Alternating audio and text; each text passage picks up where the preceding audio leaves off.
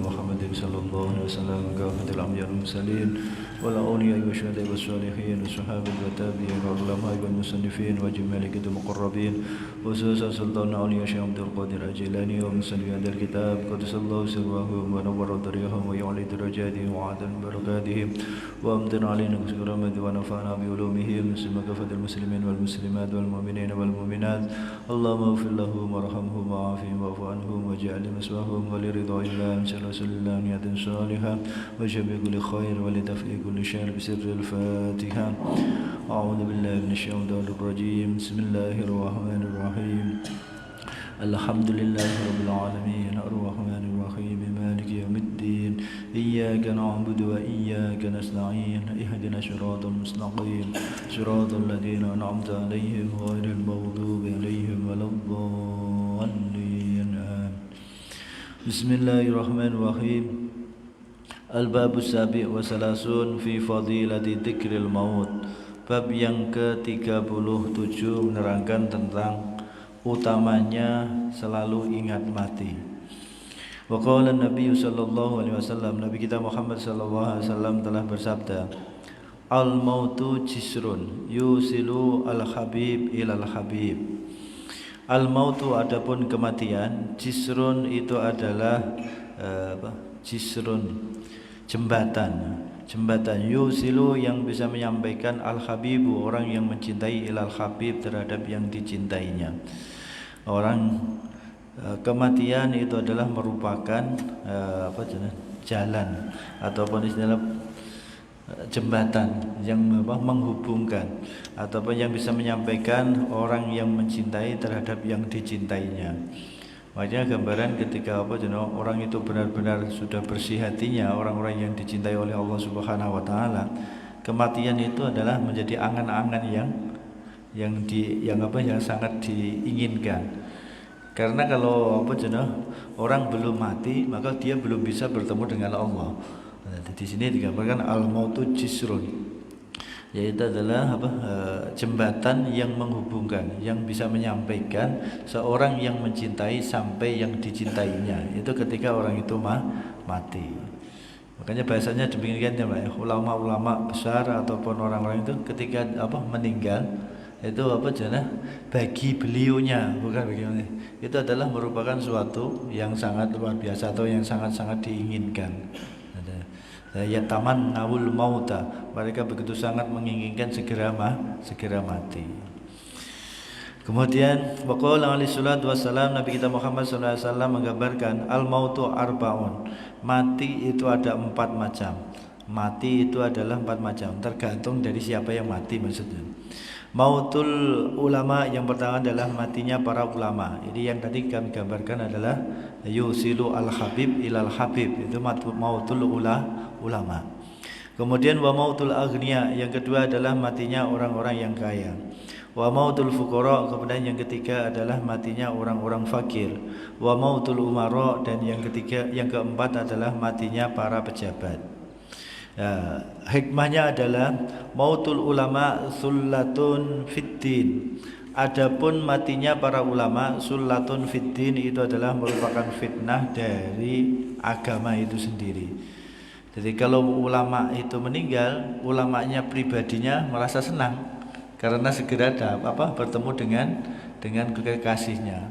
Tetapi sebaliknya bagi yang ditinggalkan, bagi yang ditinggalkan dunia ini adalah kaitannya dengan masalah agama menjadi fitnah yang besar. Makanya ada ungkapan-ungkapan hikmah itu demikian. Ketika seorang ulama itu meninggal, maka separuh dari ilmu yang dimiliki ulama itu hilang. Jadi bahasa hikmah, Pak ya. Maka sepandai apapun seorang murid itu tidak bisa menyamai gurunya. Bahasanya gitu. Ketika ada orang ulama yang besar itu meninggal, maka separuh dari ilmu yang dimiliki itu sudah hilang. Yang tertinggal separuhnya. Itu bahasanya. Kemudian ada bahasa lagi adalah Allah mengangkat ilmu agama itu dengan cara tadi mematikan para ulama. Ya meskipun ada bahasa-bahasa hikmah patah satu tumbuh seri, tetap saja tidak bisa menyamai sebelumnya. Makanya ada bahasa apa yang lain itu apa? Ma min yaumin illa ba'dahu syarrun. Tidak ada suatu zaman, tidak ada suatu hari terkecuali setelahnya itu pasti lebih buruk. Karena gambaran seperti tadi ya. Matinya ulama adalah fitnah bagi agama. Matinya ulama adalah Allah mengangkat ilmu agama. Ataupun juga salah lain adalah tadi ketika ada seorang ulama meninggal, maka separuh ilmu yang dimiliki itu adalah sudah diangkat oleh Allah Subhanahu wa taala. Maka menjadi fitnah. Kemudian wa mautul aghnia, adapun matinya orang-orang kaya, khusratun itu adalah suatu kerugian ataupun asyaddul khuzni, bahasa yang lain adalah asyaddul khuzni, yaitu susah yang begitu sangat luar biasa. Jadi matinya orang-orang kaya itu adalah merupakan suatu kerugian yang sangat besar, menjadikan suatu kesusahan yang begitu sangat luar biasa. Karena adalah orang kaya di dunianya menjadi suatu yang kenikmatan. Ketika masuk di dalam alam akhirat menjadi susah. Itu bahasanya demikian. Itulah mautul aghnia khusratun. Matinya orang-orang kaya itu adalah suatu kerugian ataupun susah yang begitu sangat luar biasa. Wa mautul fuqara rahatun. Kemudian matinya orang-orang miskin, rahatun itu adalah suatu kenikmatan. Karena adalah tadi ketika dia di dunia fakir maka dia susah hidupnya. Tetapi ketika sudah masuk ke alam akhirat dia menjadi senang. Dia akan menjadi suatu kesenangan. Satu bayangannya adalah beban-beban hidup yang berat sudah berhenti, sudah habis. Itu bahasanya musibah-musibah yang dihadapi, ujian-ujian yang dihadapinya dari Allah Subhanahu wa taala sudah berhenti, maka menjadi roha. Menjadi roha. Kemudian wa mautul umara fitnah.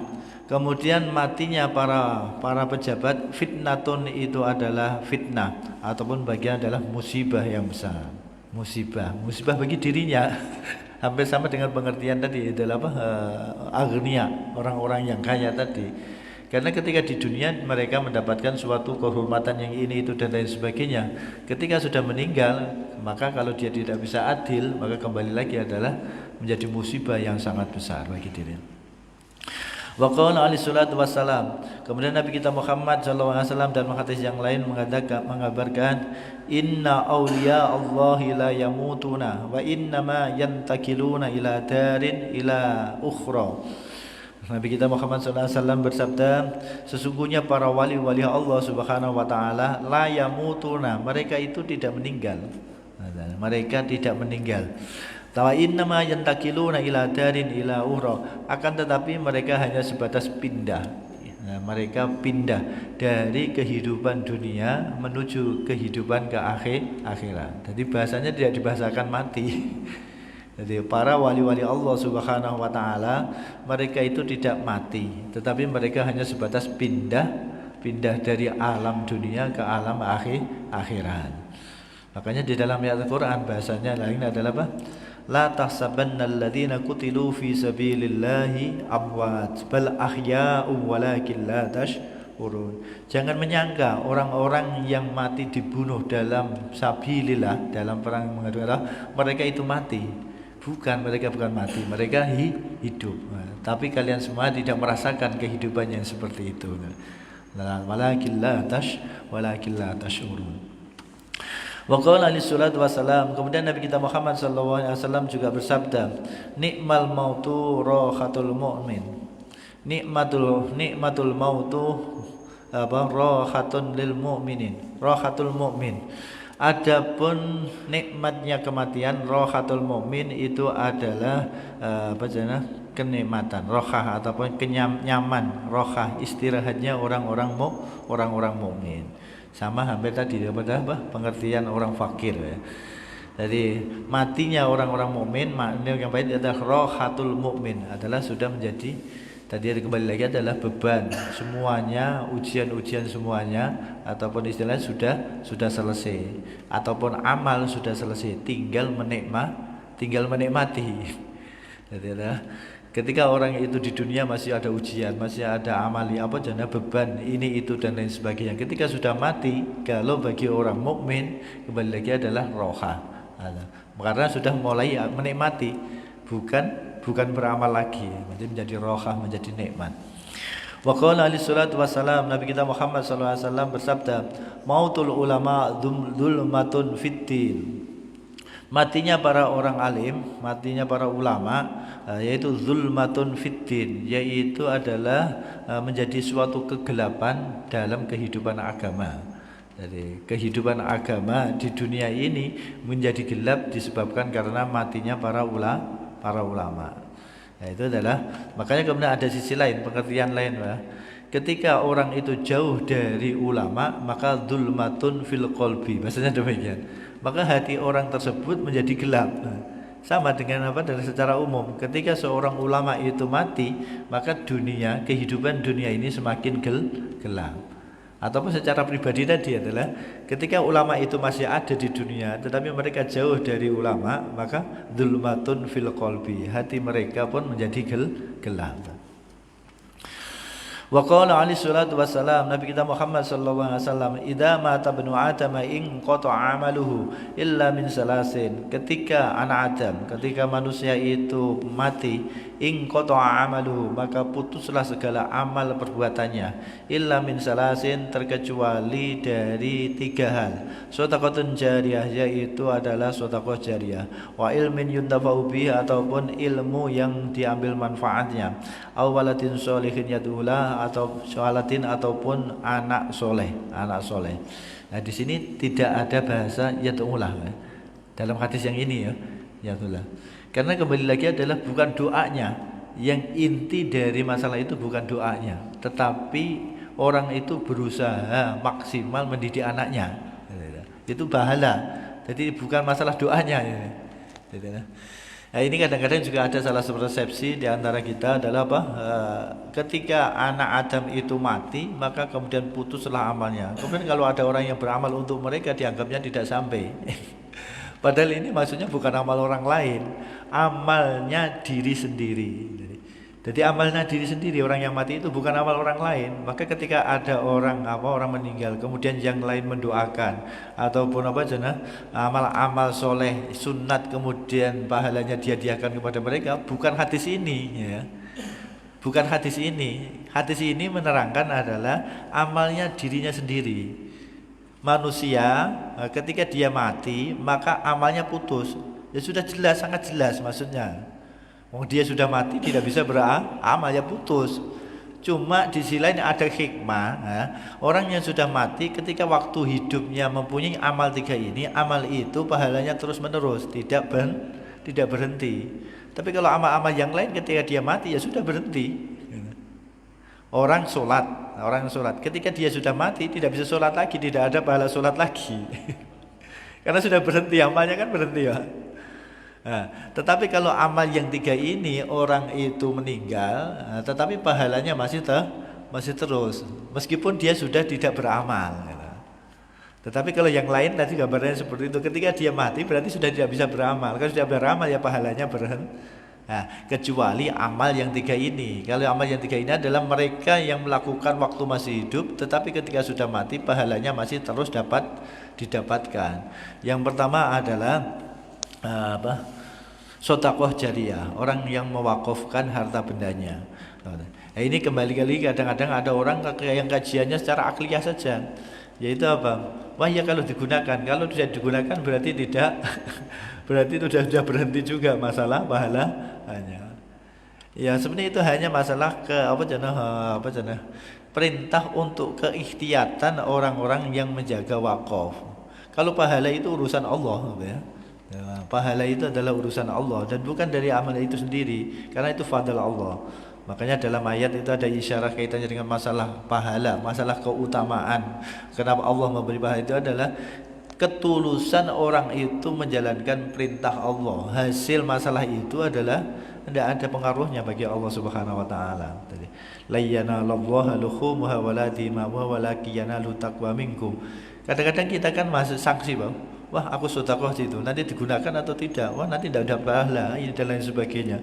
Pahala itu urusan Allah. Asalkan orang itu sudah melakukan amal ibadahnya, sedekahnya sudah benar-benar ikhlas, benar-benar ikhlas, tunduk patuh menjalankan perintah Allah, sudah masalah digunakan tidak itu bukan urusan dirinya lagi. tanggung jawab orang yang menerima. Jadi bahasanya demikian. Shadaqatin jariyah. Shadaqatin jariyah. Yang kedua adalah ilmin yuntafa'u bih, ilmu yang bermanfaat. Ada orang mengajarkan ilmu, kemudian diamalkan oleh orang yang mendapatkan ilmu itu sendiri. Ini adalah pahalanya terus mengalir. Ataupun waladin yad'u, waladin soleh. Waladin soleh ini maksudnya adalah ketika seseorang itu mendidik anak, kemudian anak itu menjadi anak yang soleh, maka ya pahalanya terus mengalir. Ya. Kalau konteksnya seperti ini berarti adalah baik itu anaknya sendiri ataupun anak orang lain. Ya. Kalau konteksnya seperti berarti entah itu anaknya sendiri ataupun anak orang lain. Karena tadi anak yang soleh. Anak yang soleh itu bahasa yang lain adalah yaitu yang selalu melakukan kewajiban yang menjadi hak Allah dan selalu melakukan kewajiban yang menjadi hak sesama manusia. Berarti kesolehan orang tersebut akan membuat orang yang mendidiknya akan selalu mendapatkan pahala.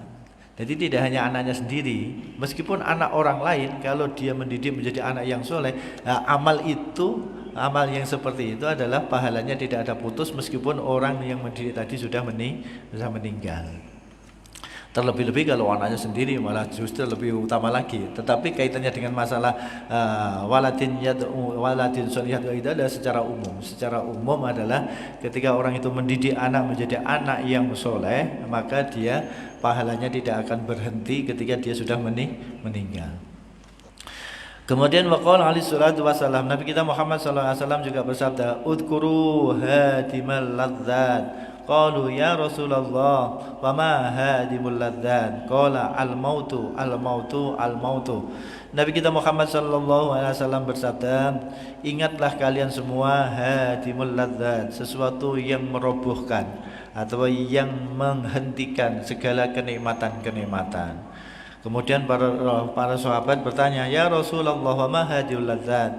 Ya Rasul, apa yang dimaksudkan pemutus ataupun penghancur segala kenikmatan itu? Maka kemudian Nabi bersabda, al-mautu, al-mautu, al-mautu, mati, kematian itulah yang menghancurkan segala kenikmatan dunia ini, ataupun segala kelezatan dunia ini akan hancur, akan putus ketika orang itu sudah kedatangan mati.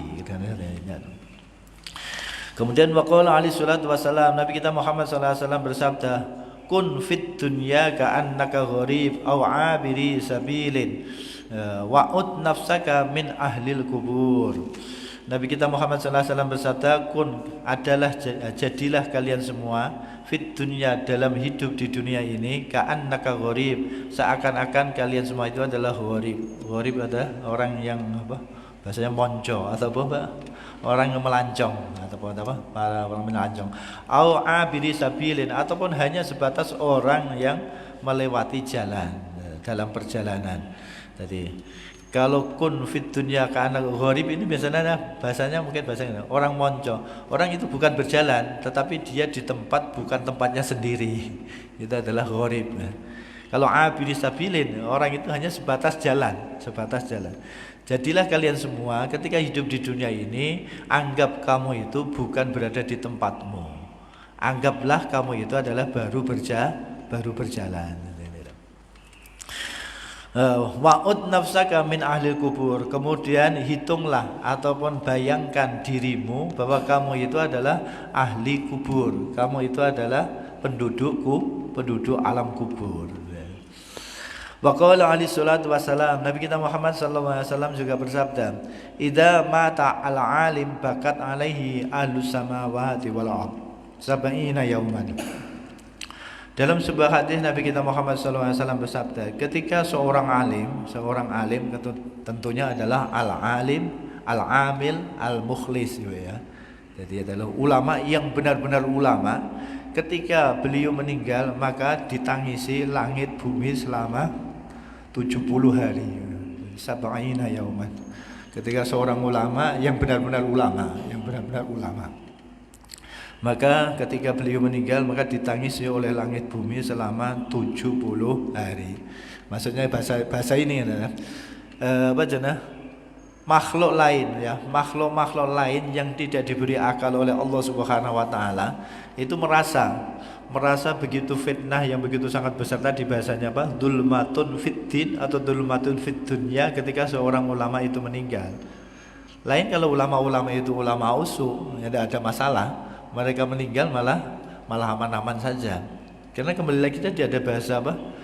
Fitnah yang terbesar di dunia ini itu ada dua orang, yaitu ulama apa jenis istilahnya, ulama-ulama fasik, kemudian para ahli ibadah yang bodoh. Ketika mereka meninggal tidak ada masalah, dunia agama aman-aman saja malah. Tetapi kalau ulama itu adalah ulama yang benar-benar mengamalkan ilmunya, ulama-ulama yang ikhlas dalam beramal, ketika meninggal maka begitu sangat susahnya makhluk-makhluk yang lain. Begitu juga manusia hatinya bersih ya. Manusia yang hatinya bersih ketika ada orang ulama meninggal, ya begitu sangat susahnya, begitu sangat sedihnya. Karena gambaran seperti tadi, separuh dari ilmu agama yang dimiliki ulama itu hilang. Yang ditinggalkan di dunia ini hanya separuhnya. Kemudian waqala alaihi salatu wasallam, Nabi kita Muhammad sallallahu alaihi wasallam bersabda, "Man lam yahzun li mautil alim fa huwa munafik." Qalaha salasa marrat. Kemudian dalam hadis yang lain Nabi kita Muhammad sallallahu alaihi wasallam bersabda, apabila ada seorang yang alim, seorang ulama yang mengamalkan ilmunya, yang ikhlas dalam mengamalkan ilmunya, meninggal, kemudian kita kok tidak susah, di dalam hati kita tidak tersentuh sama sekali, maka kata Nabi adalah fahuwa munafik. Orang itu adalah orang munafik. Munafik. Nabi bahkan berkata sampai 3 kali. Fahuwa munafik. Ada orang ulama besar, ulama yang mengamalkan ilmunya, yang benar-benar memperjuangkan agama, meninggal, kita kok tidak susah, malah biasa-biasa saja. Itu menunjukkan bahwa diri kita adalah orang-orang munafik. Ya tidak hanya masalah meninggal Pak ya. Kalau di dalam hadis yang lain yang lebih adalah man lam yahtamma bi amril mu'minin fa huwa munafik ya. Orang yang tidak susah melihat susahnya orang mukmin yang lain, itu adalah bagian munafik juga ya. Makanya suatu contoh, misalkan ada ulama di penjara ini itu, difitnah itu dan lain sebagainya, kita kok tidak susah, malah kita ikut-ikutan. Nah itu ya sudah, gambarannya seperti tadi adalah bahwa munafik ya. Kemudian waqala alaihi salatu wasallam, Nabi kita Muhammad sallallahu alaihi wasallam bersabda, "Idza mata al-mayyitu taqulu al-malaikah ma quddima wa yaqulu an-nasu ma khalafa." Ketika ada seseorang yang mati, maka malaikat kemudian mengatakan ataupun berkata adalah ma quddima, apa yang dibawa oleh orang itu. Ma quddima, apa yang dibawa. Tetapi kalau manusia, wa yaqulul nas ma khalafa, manusia yang lain mengatakan, yang manusianya adalah ma khalafa, apa yang ditinggalkan. Jadi ketika ada seorang yang meninggal, maka nanti malaikat langsung mengatakan apa yang dibawa mereka. Tetapi yang ditinggalkan, manusia-manusia yang ditinggalkannya di dunia, apa yang ditinggalkan oleh orang itu, apa warisannya, apa yang wariskan. Maka kaitannya dengan peninggalan itu adalah sesuatu yang sangat kelihatannya baik tapi tidak sepenuhnya menjadi baik. Makanya Nabi sendiri adalah, aku tidak meninggalkan apapun untuk umatku, untuk keluargaku, terkecuali masalah agama, Al-Quran dan hadis. Karena itu yang bisa menjadi kebaikan. Kalau yang lain, wallahu alam. Makanya kadang-kadang ya secara akliyah itu boleh-boleh saja Pak ya. Secara akliyah, secara lahiriahnya kelihatannya itu baik, tapi belum tentu menjadi baik, bahkan bisa menjadi suatu keburukan ketika orang itu mempersiapkan anaknya menjadi orang kaya. Kadang-kadang kan demikian Pak ya. Wah, anak saya disiapi masalah materi ini itu, masalah ini dan lain sebagainya. Tetapi kembali lagi, kalau tidak mempunyai agama yang kuat, justru ya kembali lagi hanya menjadi fitnah saja. Itu bahasa bahasa Nabi yang diisyarahkan itu seperti itu.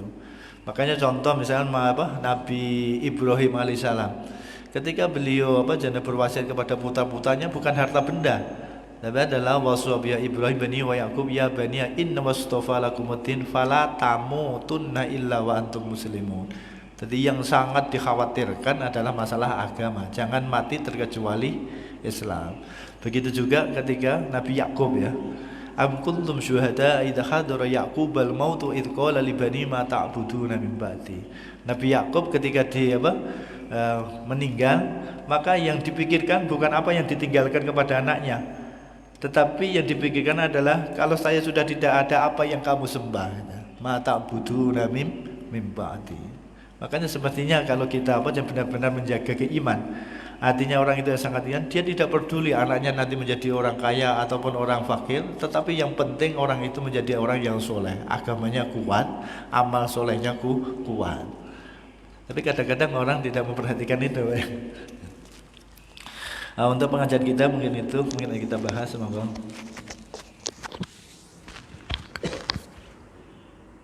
Alhamdulillah, kita telah sama-sama kita mendengarkan kajian dari Pak Kiai Mahfur Al-Hafiz. Mungkin para bapak ada yang ingin bertanya, kami persilahkan.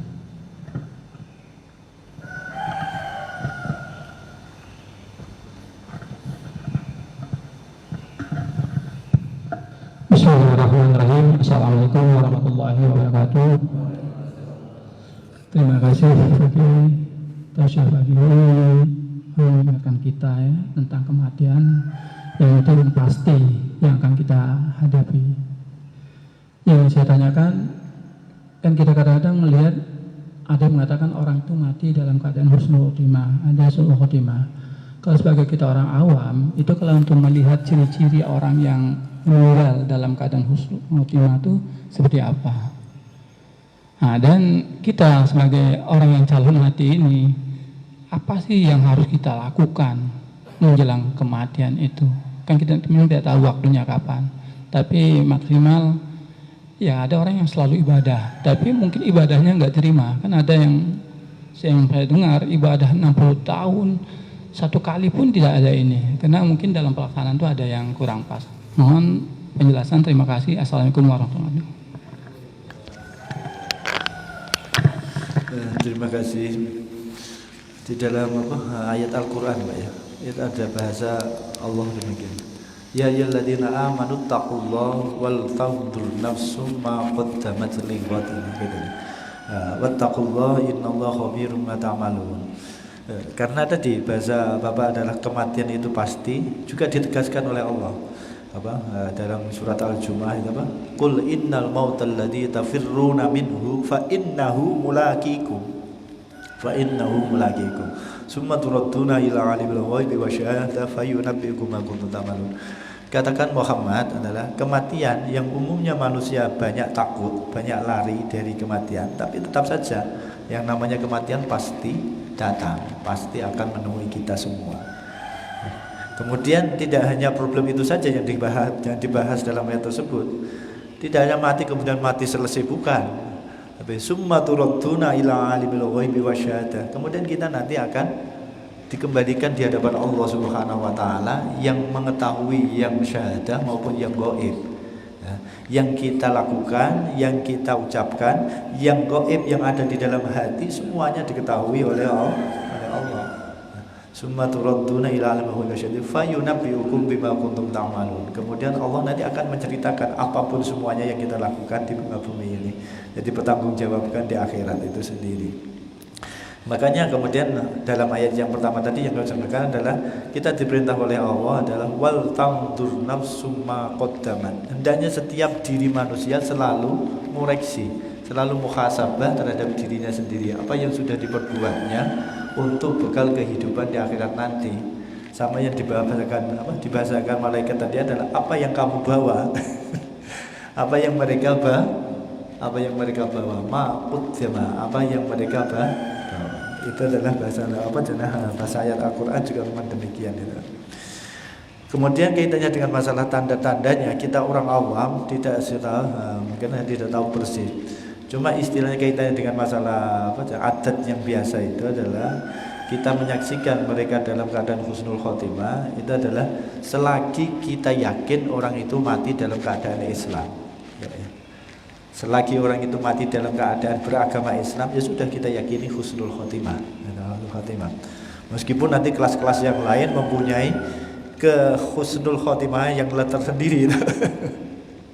Misalkan adalah orang itu adalah mati dalam keadaan beribadah, mati dalam keadaan sujud, mati dalam berjuang di jalan Allah dan lain sebagainya adalah husnul khotimah, keistimewaan lain. Tetapi adalah secara umum, secara orang awam adalah asalkan kita yakin bahwa mereka mati dalam keadaan Islam, dalam keadaan beragama Islam, ya sudah kita yakini mereka husnul khotimah. Karena bahasanya gini kan, ketika orang itu beriman, apapun yang terjadi di dunia ini itu semuanya baik. Seandainya misalkan dia kena musibah ini itu dan lain sebagainya, musibahnya itu adalah membersihkan dosa-dosa mereka kalau mereka bersabar kan ya. Bahkan kalau dia melakukan dosa sekalipun, dosa itu bisa jadi menjadi kebaikan dari dirinya kalau setelah dosa dia benar-benar bisa taubatan nasuha. Makanya kembali lagi tadi adalah konteks kita orang awam, asalkan kita yakin orang itu matinya dalam keadaan beragama Islam, kita harus meyakini husnul khotimah.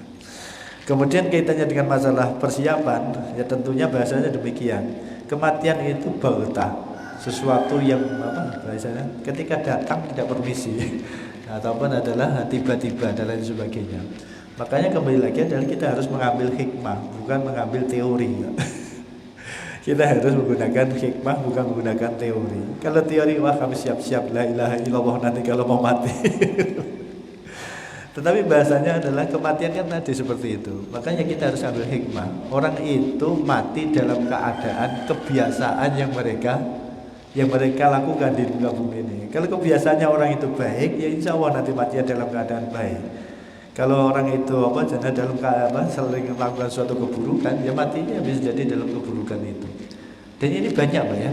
Tidak hanya masalah amal baik dan buruk, tapi banyak kita dicontohkan oleh oleh Allah Subhanahu wa taala menjadi ibrah kita adalah hobi sekalipun juga mempengaruhi. Kan sudah sering kita melihat Pak ya. Ada tetangga itu hobinya itu mancing. Ketika mau meninggal saja itu rindu dengan mancing. Mancing setelah mancing sampai di rumah mati. Nah, ada tetangga itu seperti itu. Itu bukan masalah dosa dan tidaknya, tetapi hobi. Kemudian banyak juga cerita-cerita orang yang suka hobinya minum keras mati dalam minum-minuman keras. Orang yang hobinya mencuri mati dalam ketangkap menjadi pencuri dan sebagainya. Ya itulah gambaran kan. Mempersiapkan mati husnul khotimah bukan dengan teori, tetapi harus dengan amaliyah atau menjadi hikmah. Hikmah dari amal perbuatan itulah yang membawa kematian kita besok itu sendiri.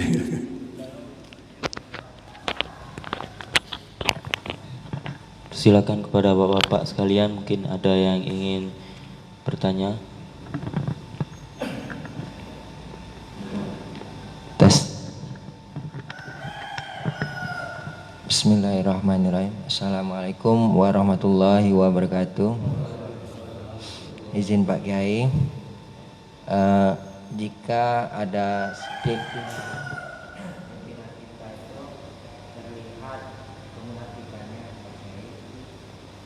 boleh kita mengingkari kepemimpinan mereka atau menjalankan. Kemudian kalau ada teman yang seperti itu, apakah kita wajib menjauhi teman tersebut? Kita nampak penampilannya. Kemudian yang kedua Pak Kiai, ada tidak doa atau amalan yang supaya kita bisa menghindari diri dari terjadinya kemunafikan? Terima kasih Pak Kiai. Terima kasih. Jadi mengingkari kepemimpinannya sebenarnya tidak boleh ya, makanya bahasanya adalah keluar bughad. Dalam bahasa fikih itu bughad. Bughad itu hukumnya haram bagi umat Islam. Meskipun pemimpin itu dolim. Nah, ini resikonya bahasanya demikian adalah kalau kita mengingkari kepemimpinannya itu hukumnya tidak boleh. Tetapi kalau kita tidak taatnya itu boleh. Dalam bahasa agamanya itu adalah la ta'ata li makhluqin fi ma'syatil khaliq. Tidak ada kewajiban kita untuk taat kepada pemimpin kalau bertentangan dengan Allah. La ta'ata li makhluqin fi ma'syatil khaliq. Tetapi kalau mengingkari kepemimpinannya kita tidak boleh. Dalam fikih ya, dalam fikih. Kemungkinan karena nanti kalau bisa jadi adalah nanti yang ada hanyalah ad-darurah tubihul mahdurah. Kalau sekiranya ada dibiarkan itu menjadi malapetaka yang begitu sangat luar biasa, nanti hukumnya bukannya diperbolehkan, tetapi ad-darurah tubihul mahdurah. Sama dengan orang makan rezeki yang haram, yaitu hukumnya haram, tidak boleh. Tetapi dalam darurah nanti bisa jadi diperbolehkan. Jadi bahasanya demikian. Tapi hukumnya tetap tidak boleh maksudnya. Tetapi kalau taatnya, selagi aturannya itu bertentangan dengan agama, nah boleh, bahkan bisa jadi wajib kita untuk tidak taat. Untuk tidak taatnya loh, bukan mengingkari kepemimpinannya. Kemudian kalau kawan kita seperti itu, ya kita ingkar dengan prinsip-prinsip mereka, harus ingkar. Karena bahasa gini ya, kadang-kadang orang yang terlalu fanatik itu banyak terjebak dalam maksiat yang mereka tidak sadari. Ketika orang itu tahu kemaksiatan, minimal orang itu harus ingkar. Ini kadang-kadang orang tidak menetapkan itu dalam hatinya. Ini menjadi orang itu terjebak dalam kemaksiatan tetapi tidak sadar. Suatu contoh misalkan adalah yang menjadi pemimpin kita adalah golongan kita. Ketika mereka berbuat kesalahan, kita tidak mau ingkar. Padahal dalam hadis Nabi itu adalah idza ra'a minkumul munkar falyughayyir biyadi fa illam yastati fa bilisani fa illam yastati fa biqalbi. Minimal kewajiban orang mukmin melihat suatu kemungkaran harus ingkar di dalam hati. Kalau dia tidak ingkar di dalam hati, ya ar-ridho bil maksiat maksiat. Orang yang ridho rela dengan terjadinya suatu kemaksiatan sama saja dia telah terjebak dalam kemaksiatan itu sendiri. Ar-ridho bil maksiat maksiat. Jadi bahasanya dulu.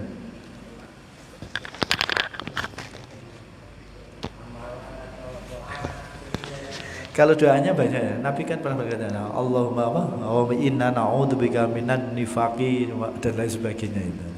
Jadi banyak. Kemudian kalau amaliannya ya tentunya adalah kita minta berusaha maksimal untuk tidak dusta dalam berkata-kata ataupun berusaha maksimal untuk menjauhi sifat-sifat kemunafikan. Kemunafikan itu banyak. Kalau di dalam hadis Nabi yang paling populer itu adalah 3 masalah pokok kan ya. Ketika berbicara dusta, ketika dia berjanji mengingkari, ketika dia dipercaya dia berkhianat. Itu secara garis pokok yang digambarkan oleh Nabi. Kalau di dalam ayat Al-Qur'an Allah menggambarkan kemunafikan itu adalah ketika kita mau menjalankan ibadah sholat terasa sangat malas. Wa idza qamu ila sholati qamu kusala yuraunan nas. Orang itu ketika beramal selalu riya. Ini kemunafikan. Kemudian wala yadhkurunallaha illa qalil. Mereka tidak ingat kepada Allah kecuali sangat sedikit. Orang yang sedikit ingatnya kepada Allah ya kemunafikan tadi, kembali lagi bahasa sebenarnya. Ya banyak di dalam ayat-ayat yang lain. Ya kita berusaha semaksimal mungkin untuk menjauhi segala sifat-sifat kemunafikan.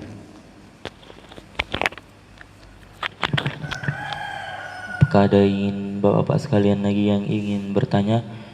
Kami persilakan.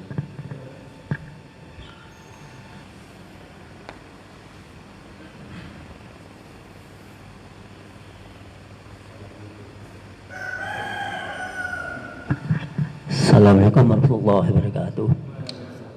Terima kasih Pak I atas waktunya. Tadi Pak Yahya mengatakan meninggalnya ulama itu akan mengakibatkan selamati fi dunia, selamati fi din, dan selamati fi qalbi. Nah, pembahasan di sini maka selamati fi qalbi tentu kan terjadi pada individu tertentu saja. Contoh umpamanya, mohon maaf bukan apa-apa, seperti kita jamaah taklim ini itu tidak masuk terbawan golongan Zalmatibuddin. Gimana pencerahannya Pak? Terima kasih.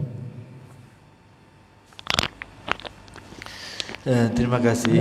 Tadi kami menggambarkan atau mengibaratkan kalau matinya ulama mati secara jasadiah atau orang itu meninggal dunia, memang secara umum karena siapapun sudah tidak bisa mengambil kemanfaatan dari ilmu, ataupun di bahasanya adalah sudah tidak bisa hubungan dengan ulama tersebut. Makanya semuanya menjadi terkena fitnah dzulmatun fiddin. Tetapi kalau ulama itu masih hidup, bahasanya Pak. Kalau ulama itu masih hidup, maka ini menjadi dzulmatun fil qalbi kalau orang itu tidak mau dekat dengan ulama. Kan kalau ulama itu masih ada di dunia, ada orang yang ingin belajar, ada yang tidak. Ketika kita tidak belajar dengan ulama, bahasanya adalah dzulmatun fil qalbi bagi individu seseorang yang tidak belajar. Jadi maksudnya ya baik, seperti ilmu yang bermanfaat. Kami belajar taklim ini kan, jadi kami amalkan, tentu Pak Kiai mendapat pahalanya itu. Begitu kira baik, itu memang demikian keadaannya. Bahasanya itu bahasa sebenarnya adalah amal kami menyampaikan ilmu, bukan amal Bapak menjalankan ibadah kemudian didatarin dibawa untuk saya. Ilmin yuntafa adalah ilmu yang disampaikan kepada orang yang lain, kemudian orang lain itu memanfaatkan ilmu tersebut. Nah, maka adalah bahasanya demikian. Ya, yang mengamalkan ilmu sendiri itu pun tidak akan dikurangi sedikit pun dari amal perbuatan pahala amal yang dilakukannya. Dan ini tidak hanya itu Pak ya, nanti ada kaitannya yang lain yang semestinya masuk dalam ilmu, tetapi bukan dalam konteks seperti itu, yaitu man sanna sunnatan hasanatan falahu ajruha walahu ajru man amila 'alaiha. Siapa orang yang itu memulai amal kebaikan, kemudian ada orang yang meniru, maka dia mendapatkan pahala amalnya sendiri dan pahala orang yang melakukannya atau mencontohnya. Itu hampir sama seperti itu juga ya baik. Kalau orang-orang seperti kami awam mungkin agak lain, tapi kalau orang-orang tertentu, kalau meninggal itu artinya pindah alam, pindah kehidupan. Nah, bagaimana ini Pak menyikapinya? Kadang-kadang ada sebuah ungkapan yang mengatakan manusia itu dalam keadaan tertidur, setelah mati dia bangun. Gimana Pak Yai ini? Konteks akliyahnya Pak, konteks masalah hidayahnya. Manusia itu adalah tertidur dalam kehidupan dunia karena terbuai dengan zinatul hayatid dunya. Karena mereka telah terbuai dengan hiasan-hiasan dunia, sehingga akal pikiran sehatnya tertidur. Tetapi ketika dia sudah mati nanti, barulah mereka sadar yang benar itu benar, yang salah itu salah. Ya Pak Kiai, seperti mohon maaf, majelis taklim, orang semua belajar melakukan rutinitas seperti ibadah kan, itu selamanya mereka taat. Itu dikatakan mereka tidak tidur, berarti mereka bangun, bisa dikatakan begitu? Iya Pak. Jadi orang yang mendapatkan ilmu manfaat, menerima kebenaran dalam kehidupan dunianya, dia sudah ingat, sudah ingat. Tetapi orang yang mengingkari kebenaran ketika waktu hidup di dunianya, mereka tertidur. Nah, ketika mati barulah mereka sadar. Ya, terima kasih Pak. Persilakan lagi kepada Bapak, ada yang ingin bertanya? Masih ada waktu.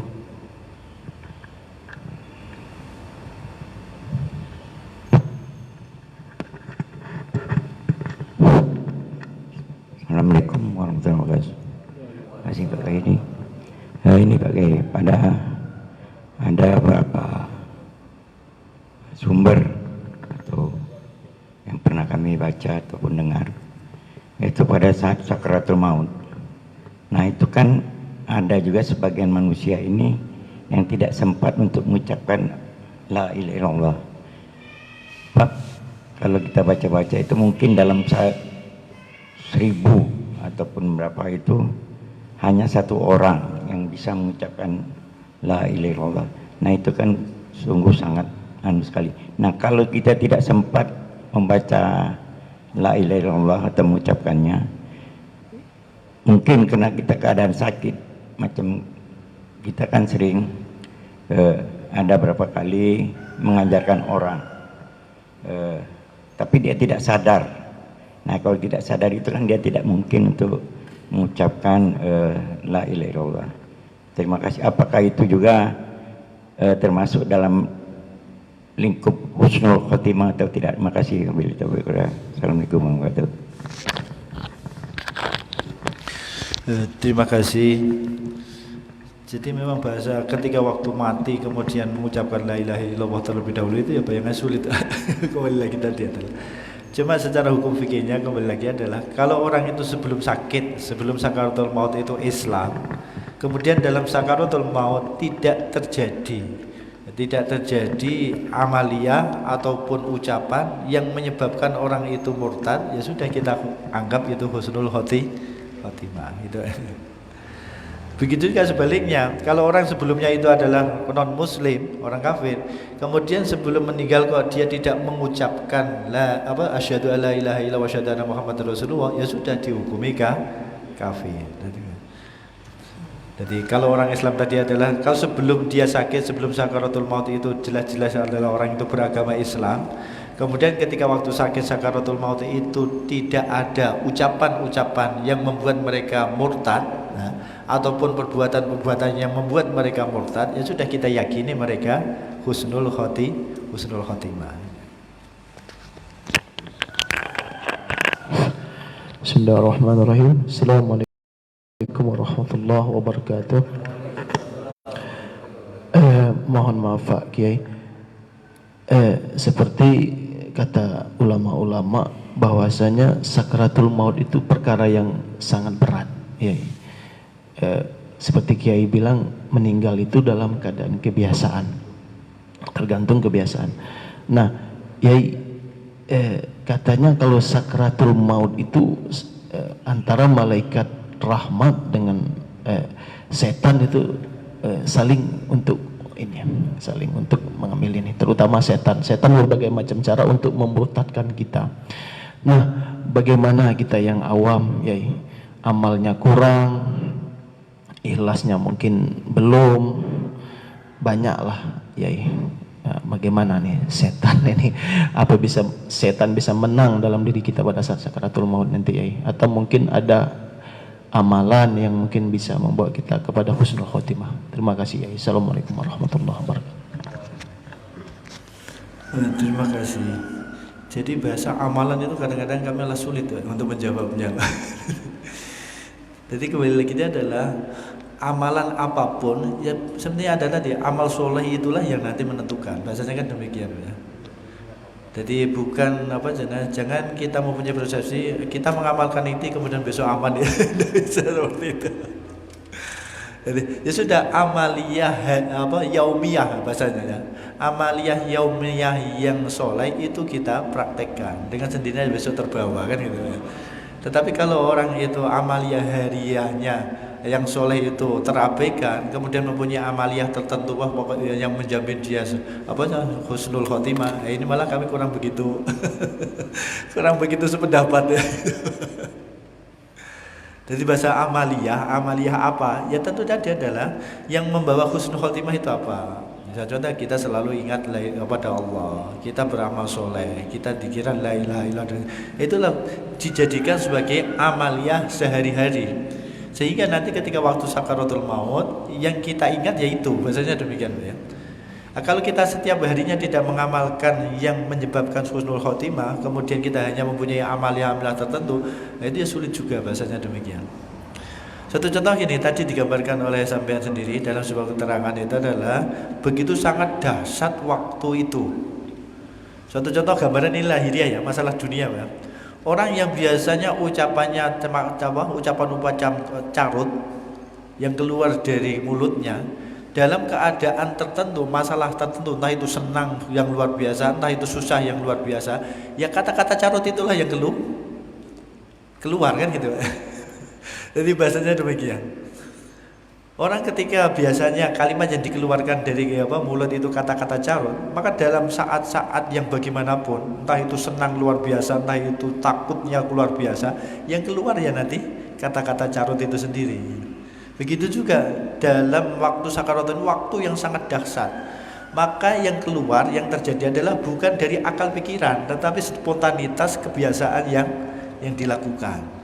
Jadi bahasa itulah yang menggambarkan tadi bahasanya amaliyah apa yang menentukan kita nanti husnul khotimah secara lahiriahnya, ya kebiasaan yang ada. Jadi mungkin itu.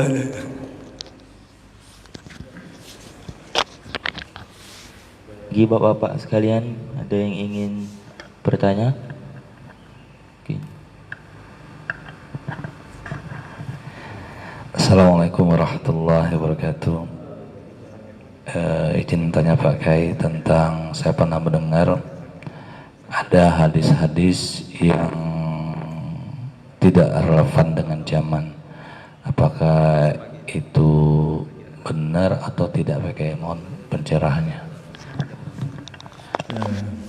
Jadi bahasanya sebenarnya demikian, apa tuh? Konteksnya itu kita ingin benar atau kita ingin mengikuti zaman, itu Pak ya. Kita umat Islam harusnya konteksnya seperti itu. Jangan kemudian mengatakan, wah ayat itu tidak relevan dengan zaman, oh hadis itu tidak relevan dengan zaman. Kita sebagai umat Islam, orang mukmin, ingin benar baik atau ingin mengikuti zaman? Harus dibalik itu pertanyaannya itu. Kalau kita ingin mengikuti zaman, kita akan tersesat.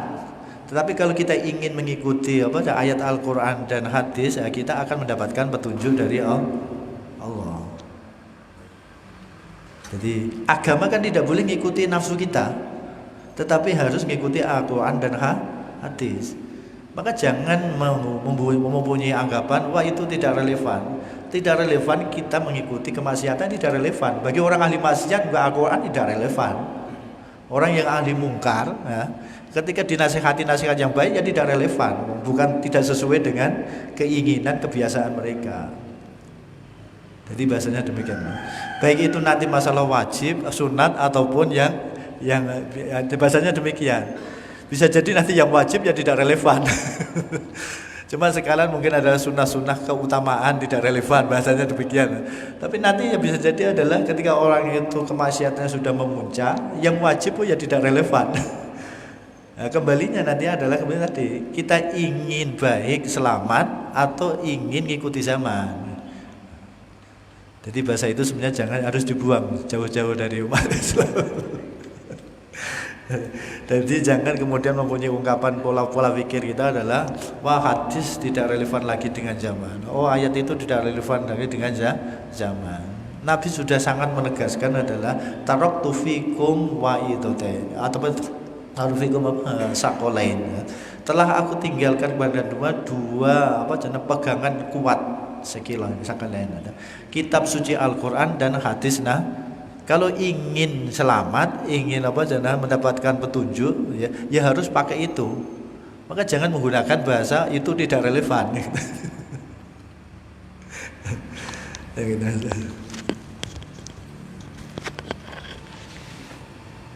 Silakan lagi para bapak, ada yang ingin kembali bertanya, masih ada waktu sekitar 8 menit lagi.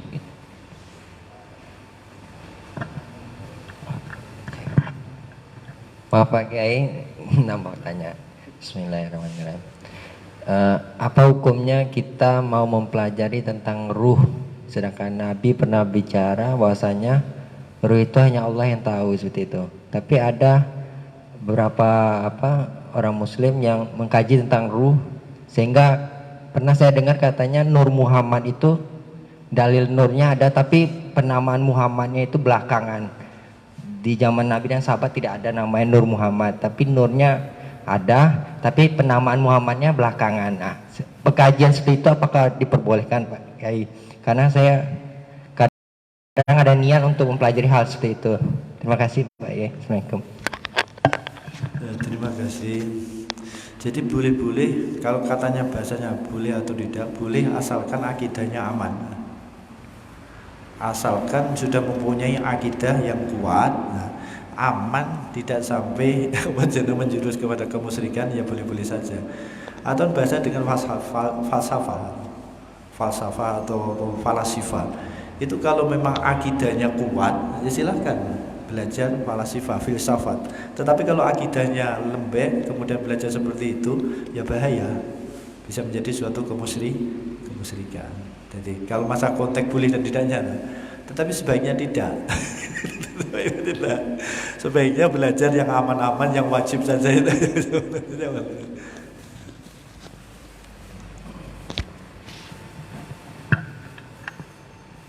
Silakan lagi Bapak, ada yang ingin bertanya lagi?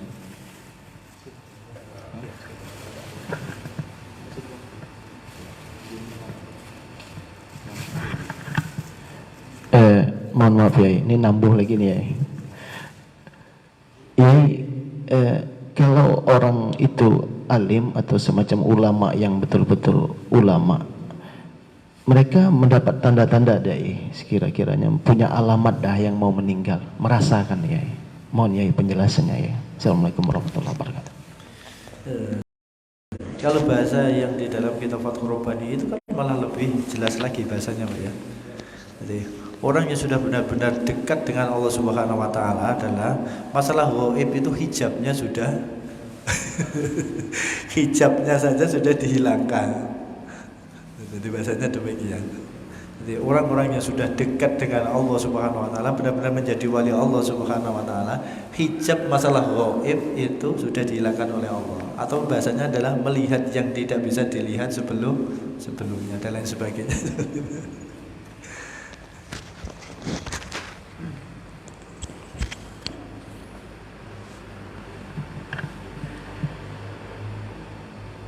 Mungkin sampai pagi ini saja kajian subuh kita pada hari ini. Mungkin untuk keberkahan kajian pada pagi hari ini, mohon Pak Kiai untuk memimpin doanya.